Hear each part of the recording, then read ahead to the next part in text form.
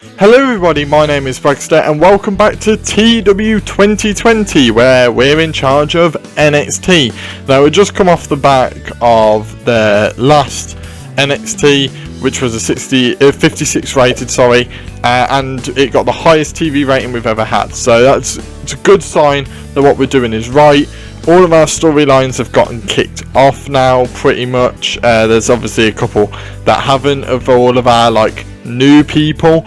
A lot of them haven't come back yet. So, have come back, but they haven't started yet. I'm recording this before my next episode comes out. So, you'll have 2 episodes to look at, 2 episodes to give me advice, so I can then move forwards. It's one of those things, really. It's I just recording this one in advance, just because I am busy whenever this comes out. This will be coming out at the weekend. So I just don't record on the weekend, so I have to record this in advance. It just happens to be that I'm recording this before the next TEW comes out. So you've got 2 episodes to watch, obviously the last one and this one, to give me advice as to what to do, especially with Jeff Cobb, because I haven't got a clue. I don't mind holding off on him though. I can deal with holding off a little bit on him. I'm fine with that. So, but yeah, we've started off now. We're ready to go. I want to talk through a few things. So, sorry about the admin stuff, but I've written down all the stuff in the product. So if you have a look at the product, obviously this tells you what consequences of stuff there are. I know why the Scarlet thing's not working now. It's because sex appeal segments don't work, and stuff like that. So, and apparently they don't like dangerous matches. I'm not allowed to change my product in any way, so because WWE don't like it. So yeah, I'm going to have to live with that, but at least I know why things aren't working that I wanted to do, especially when it comes to hardcore matches and stuff. Be interested to see if the cage match works. I hope it does, because obviously that's at the pay-per-view, so fingers crossed that works. But yeah, I just wanted to tell you guys that, because obviously if you guys are trying to wrap your heads around why the Scarlet things aren't working, that's why. So that's maybe why it might develop a bit better from now on. We'll have to see. But yeah, I'm going to move forwards. If anything happens, hopefully no call-ups. If they send anyone down, great. If there's hopefully no call-ups, then I'll show you.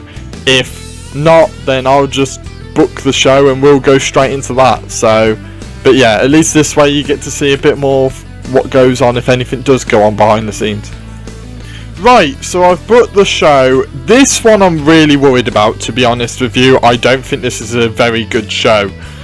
Personally, I think this is very weak. Last week's episode, I didn't set up any matches. I realised that was my mistake. You guys have probably already put that in the comments for the last one or something like that. You know, that I just didn't plan it ahead for the next week. This one I tried to do that a bit more to help myself out, because it was really hard to book this show. So yeah, I just need to set up for the next week's more. I've been setting up for the pay-per-view really easily. Like I've written down on my sheet of paper what the matches are going to be for the pay-per-view and stuff. So I know all of that. It's just, and I know how to build those feuds. But building the feuds like Nox and Kai, which isn't, you gotta build it up until War Games. My niece Gallagher stuff, it's stuff like that. So basically anything not for a title, it's trying to build that in a good way and a good progression without going too fast, but also without going too slow. Otherwise you stop then the progression for the next rivalry, etc, etc, etc. So let's get into it. Hopefully this is a good show. This is also William Regal's last show, bless him, and that's what we're starting off the show with, which is a 71 rated segment. So Regal comes out, he announces he's leaving the job. Triple H brings out Kurt Angle as a temporary manager. So yeah, that's what's going to be building off. His angle is going to be over time. Just, you know, you're going to hear conversations and little hints as to who it's going to be, because I just think they'll do that in real life. So, and I don't want to go too out there, you know, because I like the way NXT books. So 71 rated segment, really good way to start the show. This was initially the main event, so thank God I didn't do that. 44 rated segment. That's why I found it difficult, because this was my best / second best match possible on the show. This could be a horrible show.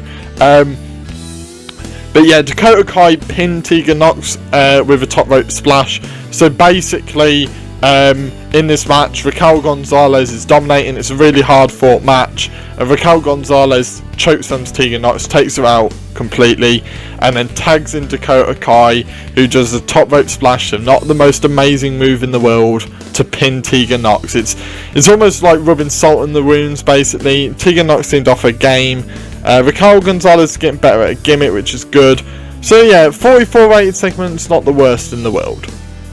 Next we've got a 36 rated segment where Damian Priest is talking about how he's beaten a big man, Keith Lee, before, and he'll do it again, and Reed's like, comes out and is like, you haven't beaten anyone like me before. I was gonna say that you've never beaten a thick boy before, and then I thought, I can't bring myself to that cringe, so I just went for the simpler term rather than thick boy. Anyway, moving on.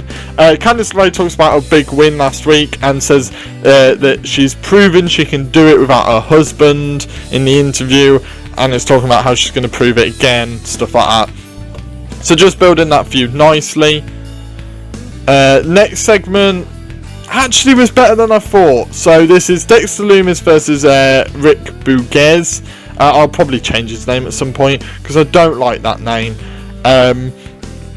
But yeah, so I just think Bouguez, no one's going to get behind a guy called Bouguez as his last name, no offence. But yeah, Dexter Lumis was 35. It's Lumis versus Dream at the pay-per-view. I don't think that's going to be, it can't be the main event because it's not good enough. I think the women's match will end up being the main event. But this one lost heat. I kind of expected that, so I'm hoping the next segment brings it up. It's just a bit of a squash match, to be honest. It does bring it up. Lumis improvised well. Basically, Lumis is known for staring at people. He doesn't blink, sort of thing. So Dream says, you better stare at me, because if you don't keep your eyes on me, you will lose. So yeah, this one's a little bit more friendly than some other rivalries that are going on because of the past between these two. It's a bit of respect, and that's the reason why Lumis is getting the shot. You know, it's out of respect. This is only a 1 minute segment as well. But Ripley is talking to herself backstage, wondering why she didn't do the job. She's getting annoyed at herself. She's like she was in the final two. It should have been her moment, and she didn't do it. So it's just she's working the crowd well, benefited from support, and foreshadowed a heel turn. That's just slow burning, very slow burning. Then, nice. Okay, so Devlin hypes title match against Maverick next week. It'll be Maverick versus Devlin. Escobar comes out and says he needs a fair shot and issues a warning. It's not really put forward as to what the warning is, but there's a warning out there somewhere. So it's a weird one. Basically, the title match next week isn't going to obviously finish properly. That's going to be 2 NXT title matches, NXT Cruiserweight title matches, not finishing correctly, which will lead to the triple threat at the pay-per-view, which could be an awesome triple threat, especially if you look at these three, all good at without a script. So this feud's developed really well. Then Dio Madden didn't do well. Did I forget to write him down? I forgot to write Madden down last week. Well, I say last week, last episode. Dio Madden then was talking about how he took Cross to the limit, etc, etc, just to advance his storylines and stuff. Then we had a match between Cameron Grimes and Isaiah Swerve Scott. Cameron Grimes with 39, Isaiah Swerve-Scott with 53. This was a high spots match, so I don't know if Cameron Grimes did well with that. I'll have to check in the dirt sheets in a second. But it advanced both storylines. Basically, Grimes got the win after Jack Gallagher interfered, so Isaiah Swerve-Scott has still got to beat Jack Gallagher yet, so that match will probably be happening next week or something. Penalised for inconsistency, Grimes was. I genuinely thought Grimes was not doing so well because of the match type, but obviously not. He's actually fine with it. Then Cameron Grimes basically says that he won it all by himself because it's Cameron Grimes being arrogant. And he says, which is exactly where the release superstars are, aka the superstars are by themselves, is the basically implied comment, sarky comment going on there, which is going to annoy Heath Slater, who comes back soon. So, yeah. Okay, it did slightly better. So, Elijah Nduka and Scarlett. So I put Scarlett as star quality rather than sex appeal because her star quality is very, very high. Still, it's about 79 or something. So, but 34 rated is better than what it was. So hopefully that means that these guys, well, Nduka can improve his popularity over time before he starts wrestling. Would be nice. Then we've got Willie Mack being annoyed at Kendrick after Kendrick just walked out on the match last week. He wants a rematch, but Kendrick is all arrogant and is like, I've already got a match. The implication here is Kendrick got the match to avoid Willie Mack. So, yeah, Mack is a bit annoyed with that. Then we've got a 42 rated match between Kendrick and Jeet Rama. Just a guy in the back, really. But yeah, Kendrick won the match. Brilliant stuff. 42 rate is better than I thought again. Aha! There we go. So, Angle comes out and tells Kendrick he's in a no-holds-barred match next week with Willie Mack. You can't avoid him any longer. So yeah, I whether Kendrick manages to nick something out of that, I don't know. But that's happening next week. Then we've got Mercedes Martinez is backstage. Rhea Ripley didn't do well without a script. Okay, she usually does. But Mercedes Martinez asked Ripley to help take out Chelsea Green and Aaliyah next week. Basically, in the Battle Royal last week, Mercedes Martinez was eliminated by Green and Aaliyah. So that's why Mercedes Martinez is going after her. But I thought Rhea Ripley would be fine without a script. I'm pretty sure she has been in the past. Like, she was fine earlier in the night. So, yeah, she didn't have a script earlier in the night. So, I don't know what's going on there. I wonder whether it's just dependent on the segment. I'm going to put a question mark, because she was fine a second ago. So, I don't know what's going on there. But 35 rated segment. Then we've got Timothy Thatcher versus Boa in like a 6-minute match. Not much to go off here. Thatcher 53 rated, Boa 22 rated. But Boa's obviously got the injury. That's why it didn't last a bit longer.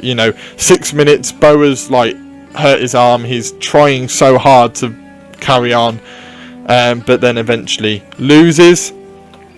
And then we've got Pete Dunne declaring that at TakeOver he wants Thatcher where he beat Riddle, and that is in a cage. So that's setting up the match for TakeOver. I always like adding these segments. These segments are helping me when a lot of the stars have gone, which is Angle asking Triple H, if he still needs Angle to make the call, and Triple H nods. So this is implying that this is one of Kurt Angle's friends that they're bringing in as the manager, just to get people's minds rolling as to who it could be. Then we've got Jake Atlas versus Zach Gibson. Jake Atlas won and beat Zach Gibson. No, he actually drew with Zach Gibson after Killian Dane got involved and just took them both out. Zach Gibson actually performed better than Jake Atlas, which is a worry. Zach Gibson's been annoyed that he hasn't been on TV, so I put him on here.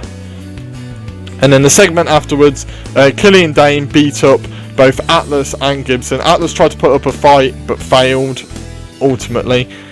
Then we've got Kathy Kelly was poor without a script. I don't understand. She's not usually poor without a script, especially when Bivens did a great job. But Bivens warns Lorcan and Birch that they will be destroyed in a tag match next week between Indus-Sher and Lorcan and Birch. Some of these segments are a lot worse than I thought. Is this the main event next? I'm not too sure. It might be, which will be a tag match. And it is! And it was the right decision. It was the right decision. A segment rating of 50. Imperium defeated Everrise. Imperium with 52 and 45. Fabian Eichner and Marcel Barthel were off their game. Chase Parker was off his game. Bloody hell. The actual best performances were off their game. Matt Martel, who was the worst, wasn't apparently. I don't understand. But yeah, really good match. 50 rated. I say really good match. It was better than I thought it was going to be in best match on the night. So, oh, give me strength. Oh, dearie me, this show's awful. So, Kyle O'Reilly can't do anything without script. Fabian Eichner, I knew couldn't do anything, but apparently Marcel Barthel can't either. And oh, Jesus. So, yeah, that's rather annoying, you know, because I wanted to see how Kyle O'Reilly would do without a script, knowing that two of them would be fine, but apparently not. So that's frustrating. That's ended the show badly. How bad? 55. How we didn't lose popularity, I don't know. So 55 rated show overall. The show's popularity, it increased popularity in regions. It actually wasn't the best match on the night. Cameron Grimes Isaiah Swerve Scott was the best match on the night, and it wasn't the main event. But yeah, that starting segment, the segments really, I think, helped lift everything, because the matches were awful, and I knew they were going to be awful because I hadn't set anything up for this week. So next week should be better.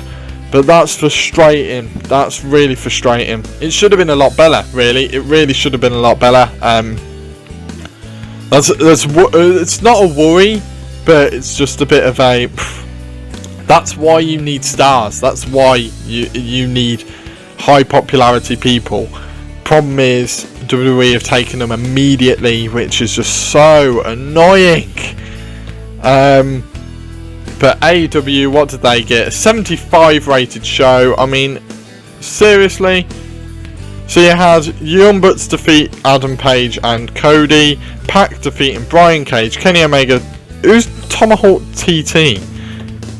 Is it on a handshake deal? Jesus Christ. He must be awesome, because he keeps... Every time I see him in a match, it's a good one for AEW, so... But yeah, that's just right. Kenny Omega with 100 rated. Fuck. Oh dearie me, I'm screwed. So yeah, they got a 1.11 rating. We got a 1.46. So we're staying in there. We only just beat Dark. That's embarrassing. We only just beat AEW Dark. It's the problem when they nick all of your people. It's what happens. Maria Shafir. I don't know what to do with her. That's actually a good point. The two members of the horsewomen of the MMA horsewomen, I don't know what to do with them. I'm not that interested in them. So yeah, that's another thing you need to put in the comments. What to do with Jeff Cobb, and do we re-sign this Marina Shafir and Jessamine Duke? Don't know. That's just a random guy that I was just checking out. Yeah. Have made an offer extension, so they have. I don't even get a choice. But they're unhappy with the quality of the show. I'm not surprised. It was awful. It was by far my worst show so far. It's disappointing, but I think we can keep going as long as our size improves still and keeps improving, we'll be fine. We just can't afford to let it drop. So yeah, hit that like button if you like this video.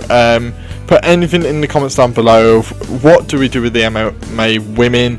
Do we do anything with them, or do we just carry on not using them like I have been? Jeff Cobb, please tell me what to do with him, because I haven't got a clue, and I signed him and now I haven't got a clue what to do with him. So what, not a clue. If you're new here, please subscribe.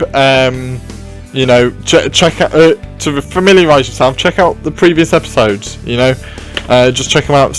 Trust me, I'm not usually this bad. So yeah, and I will see you in the next episode. See ya.